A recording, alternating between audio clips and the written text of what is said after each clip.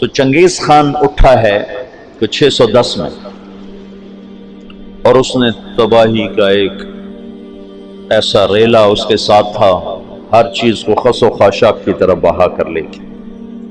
664 میں وہ مرا ہے، اس وقت اس کی عمر 73 برس تھی، 73 سال 4 مہینے۔ اس نے کوئی 25 برس حکومت کی، اور اس نے چنگیزی سلطنت کو ناقابل تسخیر بنا دیا۔ یہ دنیا کا واحد جرنیل ہے، رات بھی بتایا تھا، جس نے شخصی طور پر تنہا سب سے زیادہ فتوحات کی، اور اس کا کوئی علم عطائی تھا جنگوں کے بارے میں، ملک گیری کے بارے میں، جہاں گیری کے بارے میں اس کا علم عجب تھا۔ اس کی برق رفتاری، اس کی ذہن کی تیزی کمال درجے کی تھی۔ قبائل کو ایسے اس نے جوڑ دیا تھا، سب ایک جھنڈے تلے مختلف قبائل جمع ہو گئے تھے، اور دنیا کی ناقابل تسخیر طاقت بنے۔ اور قراقرم صحرائے گوبی میں منگولیا کے پاس ایک بڑا شہر اس نے بنایا، دارالحکومت، جو ساری دنیا کا سب سے بڑا دارالحکومت، اور ان کا بڑا نشانہ مسلمان تھے۔ کہ مسلمانوں سے زیادتی ہوئی تھی، جس کے بدلے میں چنگیز خان نے ان پر حملہ کیا تھا۔ چنگیز خان کے مرنے پر اس کی سلطنت، اس کے 4 بیٹے تھے۔ بڑا جوجی تھا، جوجی کے بارے میں اسے شک تھا کہ یہ میرا بیٹا نہیں، کہ اس کی جب یہ چھوٹا سردار تھا تو اس نے بڑی شکستیں کھائیں، حتیٰ کہ اس کی بیوی اغوا ہو گئی۔ جب وہ واپس آئی تو حاملہ تھی، لیکن اس نے بورتائی خاتون اس کا نام تھا، اس نے ہمیشہ اس کو عزت دی اور اس بیٹے کو اپنا ہی بیٹا سمجھا، اس کا نام جوجی۔ 3 بیٹے اس کے سامنے پیدا ہوئے، اغدائی، چغتائی اور طولوئی۔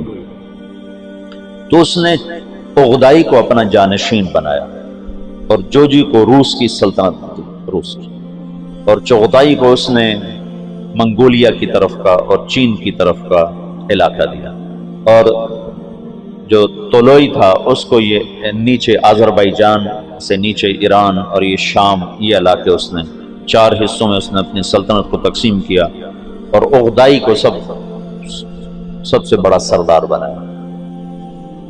اغدائی کے دور میں فتوحات کا رخ مسلمانوں سے ہٹ کے یورپ کی طرف چلا گیا، تو ان کا ایک سالار تھا سوگدائی بہادر، سوگدائی، وہ پولینڈ تک پہنچا، پولینڈ تک، لیکن اس میں کوئی ایسی سلطنتیں تھیں نہیں، ایسی چرواہے سے بیچارے غریب لوگ، تو وہ پولینڈ تک اس نے چنگیزی سلطنت کو پھیلا دیا۔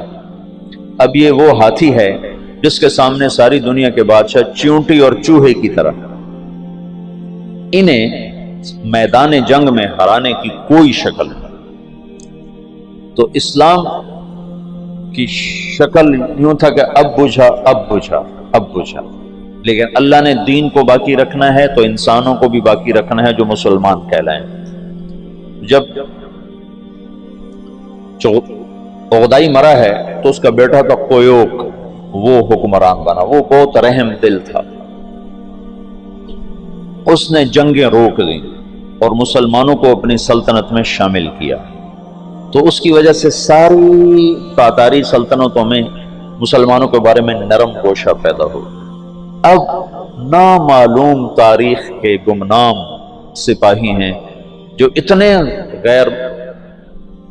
غیر معلوم ہیں، اتنے نامعلوم ہیں کہ کسی تاریخ میں ان کا نام تک درج نہیں، ان کی جگہ درج نہیں، جنہوں نے تاتاریوں کو دعوت دینا شروع کی۔ خونخوار قوم ہے، اور تاتاری غریب مسلمانوں کی دعوت سے اسلام قبول کرنا شروع ہو گئے۔ یہ تاریخ کا حیرت ناک واقعہ ہے۔ غیر مسلم مورخین بھی اور مسلم مورخین بھی جب یہاں پہنچتے ہیں تو وہ حیران ہوتے ہیں کہ کیسے ایک فاتح قوم نے مفتوح قوم کا مذہب کیسے قبول کر لیا۔ ہندوستان میں کوئی عیسائی نہیں تھا، آج کروڑوں ہیں، کہاں سے آئے؟ انگریزوں نے دعوت۔ اندلس سے سارے مسلمان مٹ گئے، سب عیسائی ہو گئے، کیسے؟ طاقت عیسائیوں کے ہاتھ میں۔ تو یہ ایک عجب واقعہ ہو رہا ہے کہ طاقت جن کے ہاتھ میں ہے وہ اسلام کے سب سے بڑے دشمن ہیں، اور اسلام اور مسلمان ان کے لیے سب سے مبغوض چیز ہے، اور پھر وہ انہی کا کلمہ پڑھتے جا رہے ہیں۔ یہ 7ویں صدی میں ہو چکا ہے۔ آج کا چنگیز کسی اور شکل میں ہے، کسی اور نام کے ساتھ ہے۔ آج کا ہلاکو کسی اور شکل میں ہے، کسی اور نام کے ساتھ ہے، لیکن آج بھی وہی ہوگا جو 7ویں صدی میں ہو چکا ہے۔ ہم ان کو سیاسی میدان میں، جنگی میدان میں شکست نہیں دے سکتے۔ تو وہ سائنس ٹیکنالوجی میں وہاں پہنچ چکے ہیں جہاں ہم اور جنم لے کر بھی نہیں پہنچ سکتے، لیکن ایک راستہ ہمارے پاس پڑا ہے، ہم ان کو دعوت دیں۔ اس وقت فرانس میں اوسط 5 سے 6 گورے روزانہ مسلمان ہو رہے ہیں، اوسطاً 5 سے 6 گورے روزانہ مسلمان، اور فرانس یورپ میں سب سے زیادہ اسلام قبول کرنے والا ملک بن چکا ہے، اور اس کے بعد اٹلی سب سے زیادہ تیزی کے ساتھ اسلام میں آ رہا ہے، تو پوری دنیا میں امریکہ میں سب سے زیادہ اسلام پھیل رہا ہے۔ دعوت ایسی چیز ہے جو چیونٹی سے ہاتھی کو مروا دیتی۔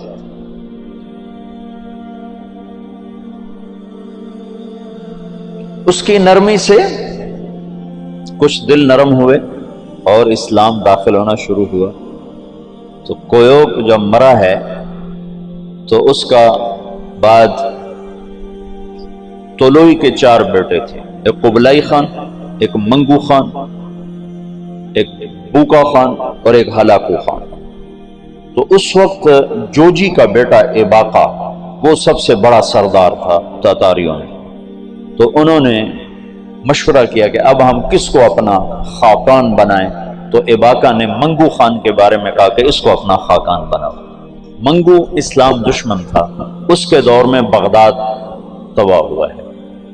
جب بغداد پہ حملے کا لشکر نکلا ہے تو یہ جو مسلمان دائی تھے یہ جوجی کی نسل میں اپنا کام دکھا چکے تھے، اور جوجی کا پوتا برکا خان مسلمان ہو گیا۔ ان کی دعوت پر ایک وزیر مسلمان ہوا۔ وزیر کو جب موقع ملتا برکا خان کو اسلام کے فضائل سناتا، اس کو باتیں بڑی اچھی لگتی، پھر وہ پوچھتا تمہیں یہ باتیں کون بتاتا ہے؟ تو پھر وہ بڑے مناسب طریقے سے کہتا کہ یہ مسلمانوں کا دین ہے، یہ مسلمان بتاتے ہیں۔ پھر اس نے کہا مجھے مسلمانوں کا کوئی وفد ملاؤ۔ پھر ایک وفد اس سے ملا، انہوں نے اسلام کی دعوت دی، اسلام کے بنیادی اصول بتائے، تو برکا خان مسلمان ہوا۔ روس آج بھی دنیا کی سب سے بڑی سلطنت ہے، اس وقت بھی روس بہت بڑی سلطنت تھا، تو جتنا روسی مغل تھا اور چنگیزی تھا وہ برکا خان کی برکت سے سارے کا سارا مسلمان ہو گیا۔ کوئی تلوار نہیں۔ ہلاکو جس نے بغداد کو تہ تیغ کر کے رکھ دیا، 15 لاکھ آدمی ذبح کر دیا۔ 658 میں پھر اس نے مصر پہ چڑھے، اس دوران حلب، شام، دمشق کو اس نے اینٹ سے اینٹ بجا دیا۔ پھر 658 میں وہ دمشق مصر کی طرف حملہ آور ہوا۔ تو مصر پر اور ہندوستان پر، حالانکہ یہ دونوں ملک کے لوگ کو اتنے دلیر نہیں تھے جتنے کہ شام، عراق، یہ جو جنگجو قومیں تو یہاں تھی، عرب اور مصر تو مخلوط قوم تھی، ہندوستان مخلوط قومیں تھیں، لیکن کوئی اللہ کی قدرت ہے، نہ ہندوستان پہ مغل حاوی ہو سکے نہ مصر پہ حاوی ہو سکے۔ دونوں جگہ ہندوستان والوں نے تو طاقت سے، اور اللہ کی مدد تو دونوں کے ساتھ تھی، اور مصر والوں نے سیاست سے۔ 658 میں ہلاکو خان نے مصر پہ حملے کے لیے فوج نکالی تو اس کا بھائی منگو خان مر گیا۔ منگو کے مرنے پر یہ قانون تھا کہ جو تاتاری جہاں پر ہے، جب خاقان اعظم مر جائے تو سب قراقرم پہنچیں تاکہ اگلے خان کا انتخاب کیا جا سکے، اگلے خاقان کا انتخاب کیا جا سکے۔ تو وہ وہاں سے نکلا، تو اس کی بیوی تھی وہ عیسائی ہو چکی تھی دوقوزہ، اور اس کا سالار تھا کتبوغا، وہ بھی عیسائی ہو چکا تھا۔ وہ مسلمانوں پر بہت ظلم اٹھاتے تھے، بہت ظلم اٹھاتے تھے، اور ان دونوں نے بڑی کوشش کی کہ ہلاکو خان عیسائی ہو جائے، لیکن وہ عیسائی نہیں ہوا۔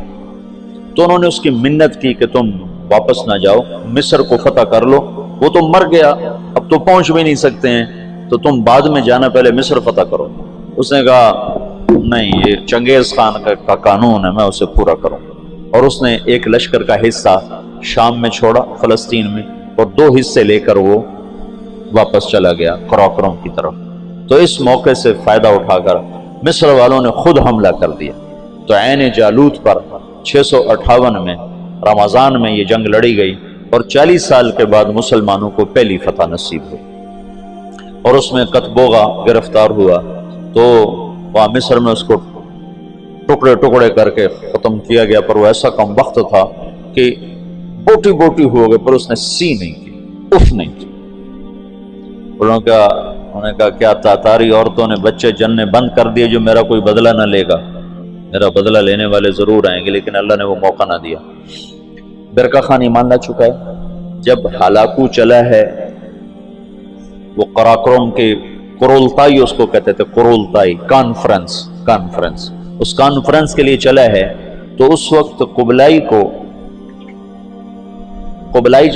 طلوئی کے 4 بیٹے تھے، تو منگو بنا تھا، تو منگو کی جگہ بوقا خان موجود تھا قراقرم میں، وہ خود ہی خاقان بن گیا۔ تو قبلائی کو پتہ چلا، تو وہ پھر فوج لے کر آیا، اور اس نے اپنے بھائی کے ساتھ پہلی دفعہ تاتاری آپس میں لڑنا شروع ہوئے، اور ان کی ہیبت میں کمی آئی، اور قبلائی خان نے بوقا کو شکست دی اور قراقرم پہ قبضہ کیا۔ پھر ان بھائیوں میں آپس میں بہت لڑائیاں ہوتی رہیں تخت کے لیے۔ آخر میں قبلائی خان غالب آیا، اور اس نے اپنے بھائی کو قید کر لیا، پھر قید میں وہ مر گیا بوقا، اور اس نے قراقرم کی بجائے چین کو اپنا دارالحکومت بنایا، چین فتح کیا اور چین کو اپنا دارالسلطنت بنایا۔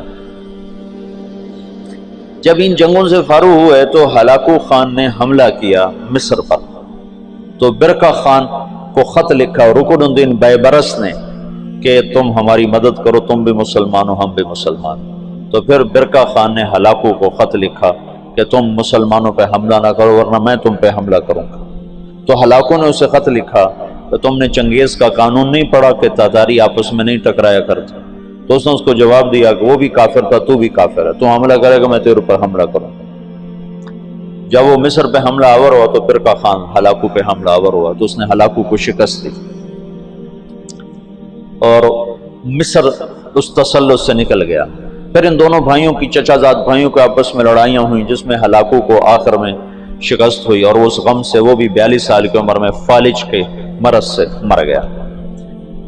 اس کا پوتا ہلاکو کا پوتا نکودار اس کا نام تھا، پہلے وہ عیسائی ہوا، عیسائی، اور اس نے اپنا نام نکودار رکھا۔ یہ نکودار خاقانی نام نہیں ہے، لیکن بعد میں اللہ نے اس کو اسلام کی دولت دی تو وہ مسلمان ہو کر اس نے نام احمد خان رکھا۔